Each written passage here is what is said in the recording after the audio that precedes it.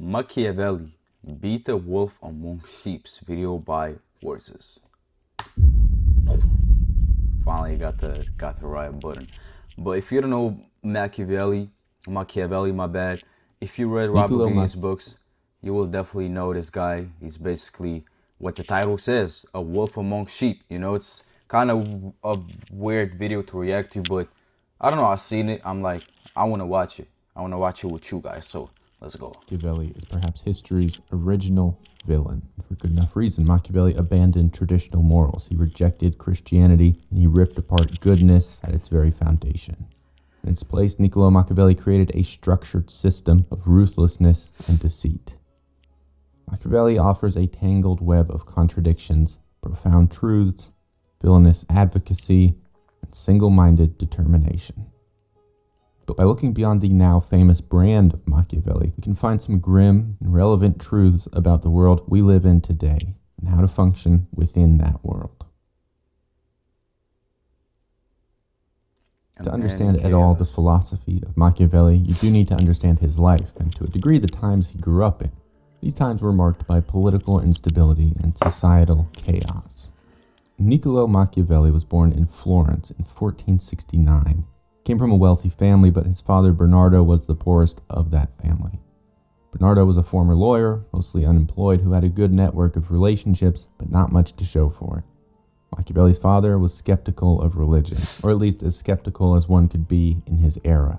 His mother, meanwhile, was a devout woman who spent her time writing religious poems and hymns. This combination of... How do people match like that, though? I mean, one guy absolutely rejects religion, and the woman works for religion.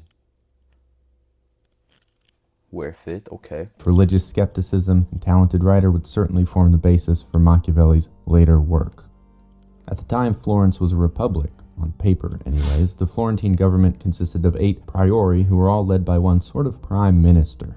Every 2 months, these people would be elected via a lottery system from the names of well-to-do, respectable Florentine men. In theory, this allowed a constant changing of power so that no single profession or geographic area could seize control entirely or permanently. In practice, this system was an absolute disaster. Every 2 months, there were wholesale changes to government approach and priorities. So the ruling Medici family had stepped in. They manipulated the lottery system, ensuring that all eligible names were friendly and would toe the Medici line. In reality, Florence was functioning like something of a dictatorship. This level of corruption wasn't really rare in Italy. Rather, it was closer to the norm than an exception. Wars raged around Europe for territory, and Italian mercenary government leaders changed sides at the drop of a hat. This is all to say, Machiavelli grew up in a society where the idea and the reality of how things operated were wildly divergent. He had a front row seat to political dysfunction and corruption. Meanwhile, he learned from a young age the price of failing as a politician. Near his 9th birthday, conspirators against the Medici family were hung upside down from the government's main building and left there for weeks to rot. This combination of corruption and brutality were seemingly formative in Machiavelli's later career. People don't really know much about Machiavelli's early life, but he did achieve a significant level of education. After the Medici family was pushed from power in 1494, Machiavelli was appointed to a Florentine government office where he authored government documents. Shortly thereafter, Machiavelli earned himself a couple of promotions. He was appointed to Second Chancery, which was one of 2 key state departments in Florence. He also became Secretary of the Ten of War. This was a committee that dealt with foreign relations and war preparations. Machiavelli was just 28. To this day, no one knows how he earned such high posts at such a young age. There are no documents or records to indicate any special experience that would have deserved these promotions. People often downplay Machiavelli as a failed politician, which perhaps later will be true, but isn't entirely correct. For over a decade, he was Florence's top diplomat. While his work I guess he got into the top ranks by being the best manipulator. I think so, because Robert Greene said his biggest inspiration on writing the 48 Laws of Power was this guy that you see right here. So he must have been like the master manipulator, you know what I'm saying? Any truly remarkable results, this was probably through no fault of his own. Florence was the weakest of the main Italian states during a truly tumultuous period. To that point, in 1512, the Florentine Republic was overthrown and the Medici family returned to power. Suspecting Machiavelli of conspiracy, the Medicis imprisoned, tortured, and exiled him the following year. It was there in exile that Machiavelli tortured. Suspecting Machiavelli of conspiracy, the Medicis imprisoned, tortured, and exiled him the following year. Damn. It was there in exile that Machiavelli produced his most famous work. Yeah, The Prince. I once wanted to buy it because I seen everybody say, oh, if you want to be... and exiled him the following year. It was there in exile that Machiavelli produced. Everybody said like, yo, if you read this book, you're going to be very confident. You're going to become the most powerful man, stuff like that, you know. But I decided not to read it as I know it's very evil, you know. And of course, I'd say it's very important and good to know the power games in the world. But reading these kind of things at such a young age, it kind of like, it can kind of mess up your brain, you know. You're going to be skeptical of everything in the world. You're going to see everything as power games, which is just not good. So if I will ever read this book, I will keep it like down the line when I'm going to be older, you know. Of course, if that day is going to come, nothing is granted. Famous work. The Prince was not the only thing Machiavelli wrote, but it's his most famous and most influential. So we'll be looking at Machiavelli's philosophy predominantly, but not entirely, through the lens of this book. The Prince was meant to be a guide for a ruler. Indeed, it was written expressly for Lorenzo Medici, head of the Medici family, and we'll talk more about that later. For a long time, the prevailing philosophy said that the measure of a leader's greatness was by his goodness, his moral character. This was certainly not always put into practice, but it was the ideal. In The Prince, Machiavelli tossed that out entirely. He said that for a leader, all that mattered was concentrating and keeping one's power. See, that's what I told you. Being good was not the measure. If you're going to read this at a very young age, especially like at our age, we don't have a lot of critical thinking, you know. And I may go buy that book and I know that it can be dangerous, but if I will go and read it, it will seem so cool for me because my age, like I haven't really experienced life and stuff. And if I will read that book, I will read it. I'm like, damn, this is so cool. Like I wanna be exactly how he says, you know. So it's a dangerous book at this age. All right, so my dad came home. My bad. Measure of a leader's success, but rather building a great nation. In this way, Machiavelli divorced entirely political theory from ethics. The book is not a manual for living, but rather a manual for keeping one's political power, for being an effective leader. Mm-hmm. In this pursuit, Machiavelli rejected Christianity and placed very little value on traditional morals. More precisely, he argued that morality was fine, but a person simply couldn't always act morally and be an effective politician. This took... I mean, this is facts in a way. You cannot just be... I mean, if you want to be a good politician, you got to know how to play these games, so understandable. My bad. My dad came. I'm kind of shy. I'm not going to lie. You know, I'm not used to filming videos with my parents in the house. Gotta get used to it, my bad. Courage. Perhaps cruelty and a dark sort of boldness, but courage nevertheless. Machiavelli could have padded his messages. He could have said, oh, you have to do all of this to stay in power, and that's why power isn't really good. Could have expressed a disdain for the type of person he believed could hold on to power. In writing this way, Machiavelli could have eliminated a great deal of criticism and controversy while still fundamentally delivering the same messages. But instead, in this short volume, Machiavelli systematically rips apart morality and instead constructs a deeply troubling and at times profoundly accurate assessment of the world. Cesare Borgia was the son of Pope Alexander VI. With his father's help, Borgia was building himself a new Italian state near Florence in 1502. Borgia conquered the city of Cesena and immediately went off to go continue his work. In his place, Borgia ordered his right-hand man, Ramiro de Lorca, to bring order to Cesena. He told de Lorca to do whatever he wanted, be as ruthless, as cruel, as horrific as he needed to be. De Lorca obeyed. He beheaded men in front of their families. He seized property. He castrated anyone who went against his rule. After this version of peace was established, Borgia went to Cesena himself.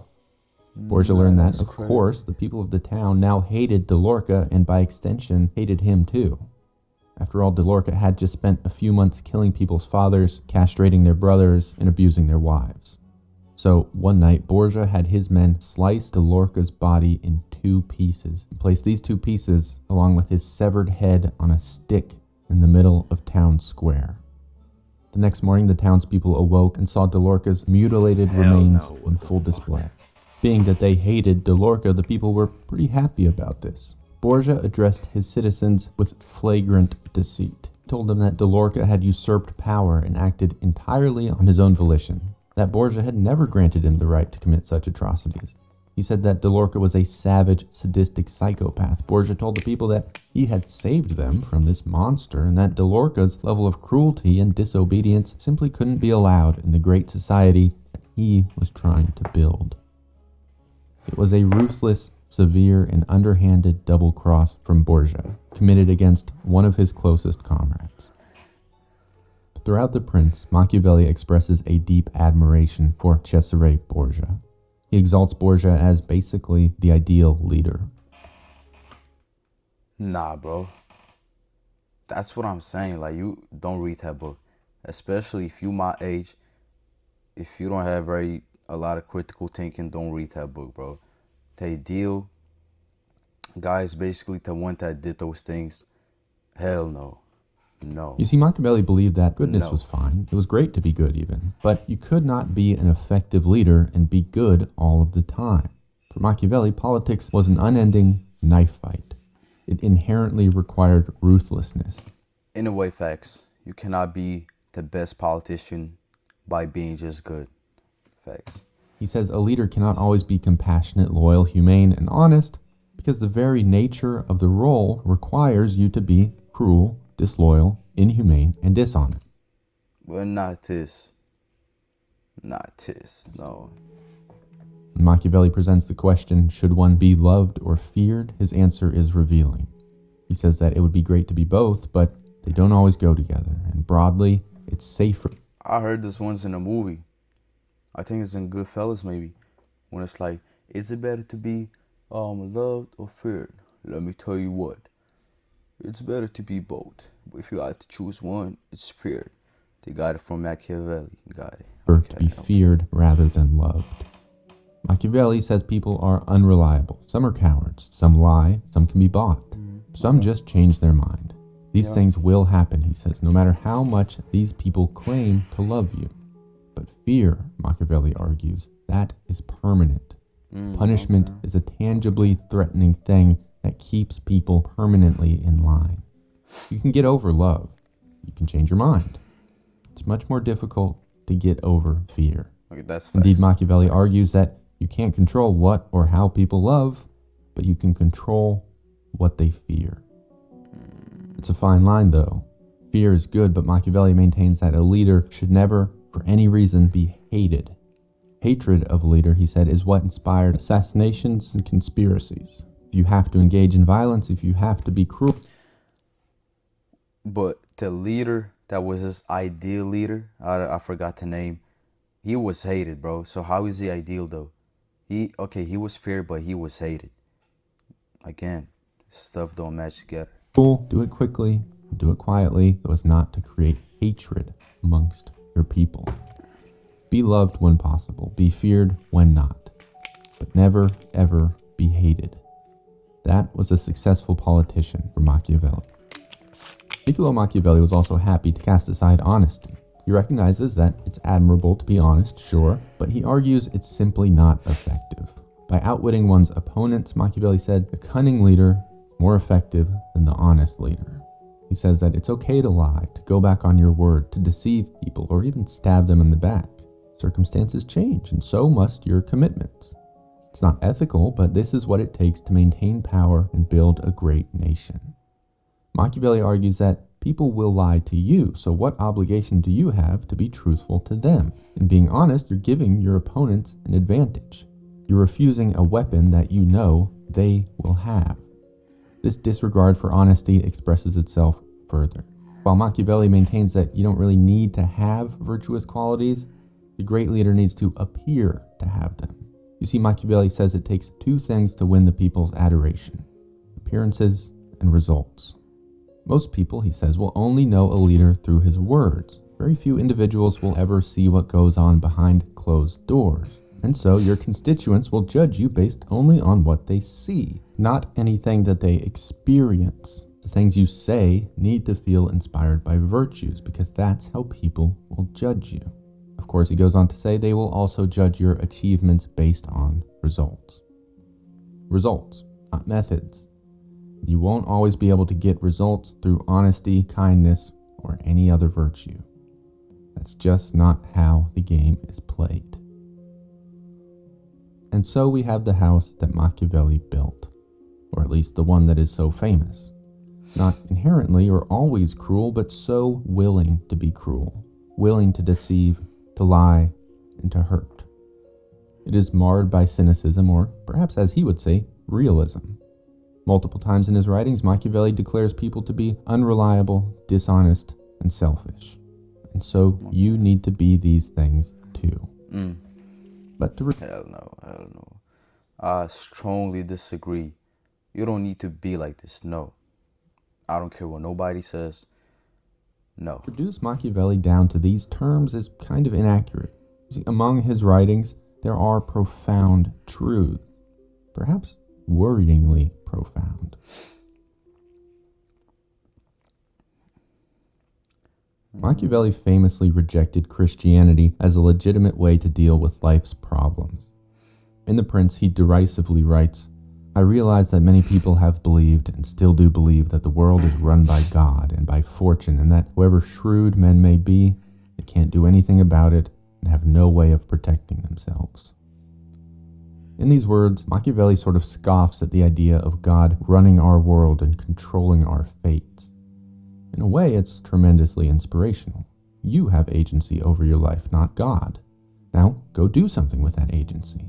As ever, Machiavelli takes a practical approach. His approach to not just politics, but life itself is a battle between virtu and fortuna. Throughout his book, The Prince, Machiavelli relies on the concept of virtu. Of course, the word itself brings to mind virtue, but that would be an incorrect translation. Machiavelli wasn't interested in the simple dichotomy of good and evil, but rather the pursuits of success over failure and the need for strength over weakness. Really, there's no great single-word translation for the idea of virtu.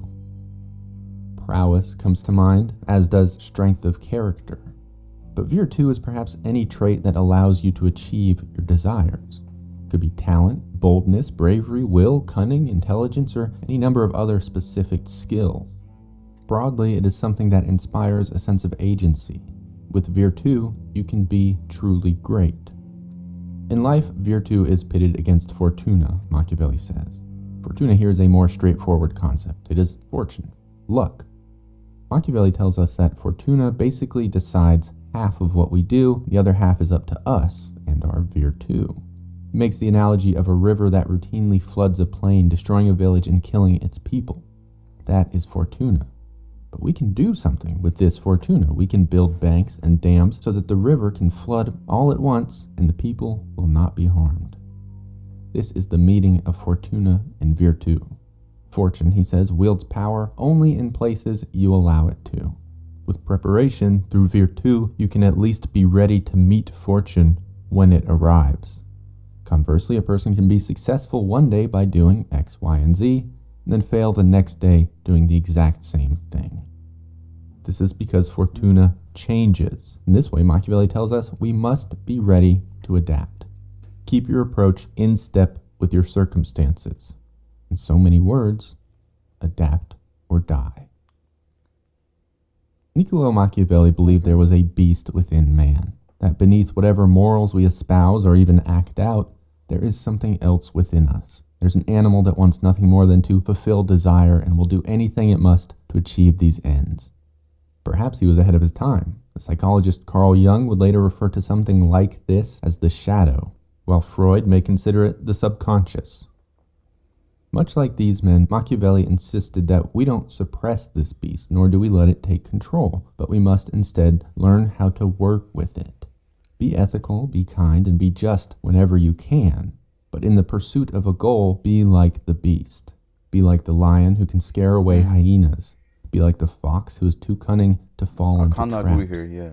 Playing by the laws, morals, and methods of man will only get you so far. Okay. Machiavelli offers profound insight when he discusses another dichotomy, the way the world should be versus the way the world is. This insight, I feel, is perhaps the most chillingly accurate in all of his writings.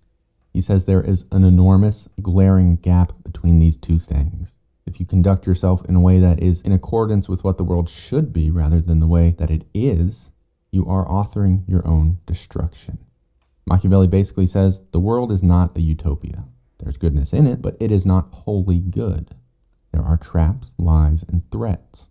You need to be wary of these things. You need to function in a way that provides resilience in the face of these realities.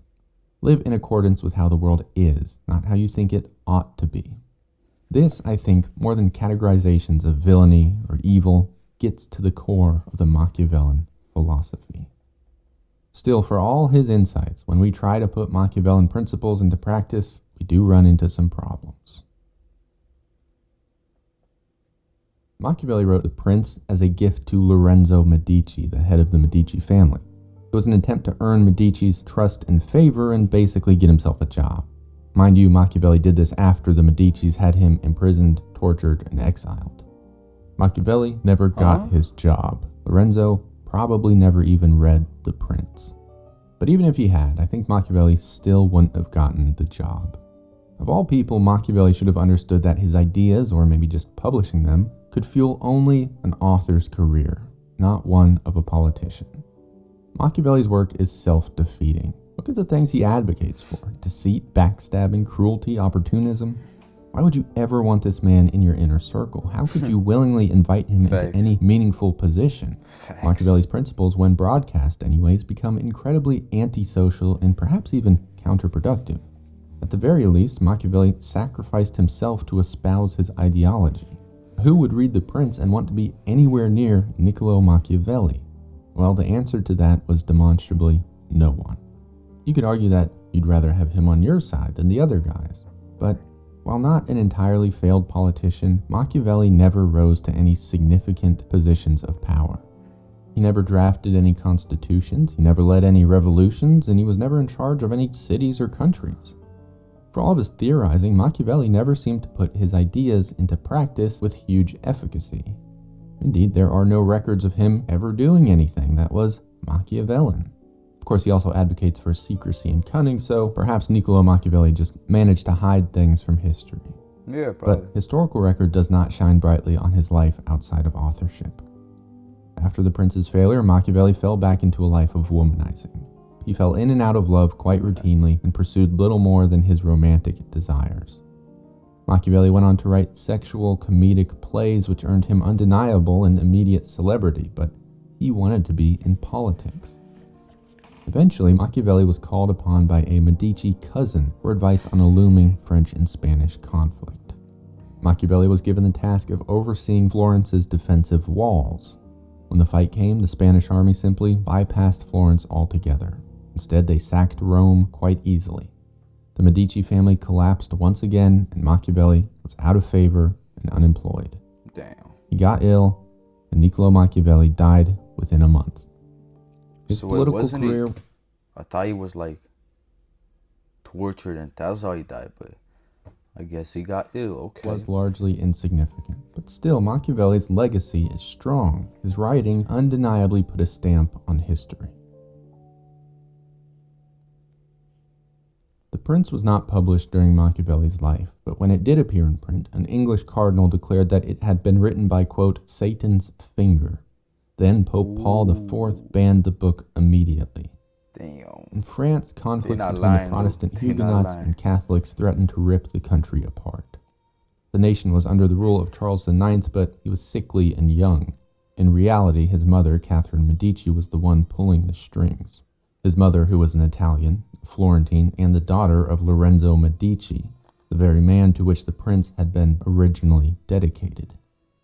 In the St. Bartholomew's Day massacre of 1572, thousands of Huguenots were murdered and Catherine was held to blame. One would have been victim, Innocent Gentillet, escaped and wrote a work that firmly established Machiavelli as a villain in history.